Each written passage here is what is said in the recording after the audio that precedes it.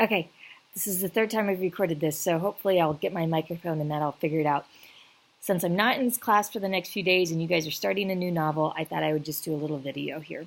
And first of all, I have posted a YouTube video that is the audio version of Frankenstein. It is a female version.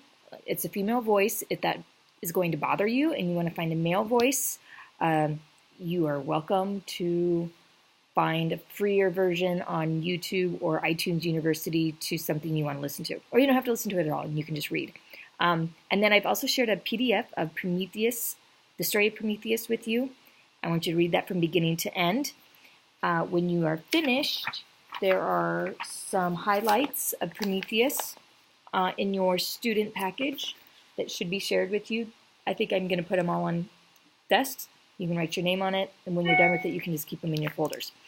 The reason why we're reading the story of Prometheus is because Mary Shelley actually originally titled her manuscript Frankenstein, the Modern Prometheus. And I think this is going to be relevant information later on in the story. I want to mention that Prometheus means forethought, meaning thinking before you act. I have some notes here that I'm following, so that's why I keep looking down. Again, Prometheus means forethought, thinking before you act.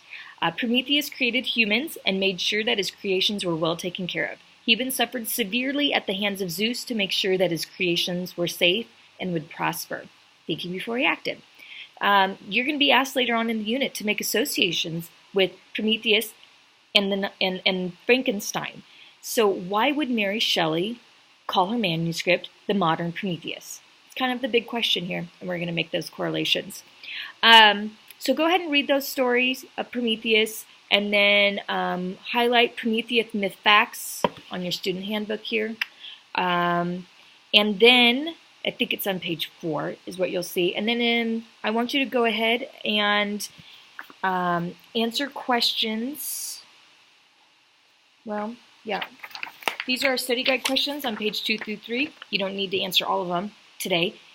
They just go by chapter, as you'll notice. And we're going to get started with, I know this is backwards too, but we're going to get started with letters 1 through 4. And either Tuesday and Wednesday, you can go ahead and begin listening to letters 1 and 2, and then answering whatever questions you can on this page. You can go ahead and write your questions out on a Google Doc. It can just be an ongoing Google Doc with all of your study guide questions in it. Give it a nice heading, then you won't lose it. If you'd rather write it out, that's fine, but if you lose it, you got to start all over again. So just a heads up there. I think that's it. Yeah,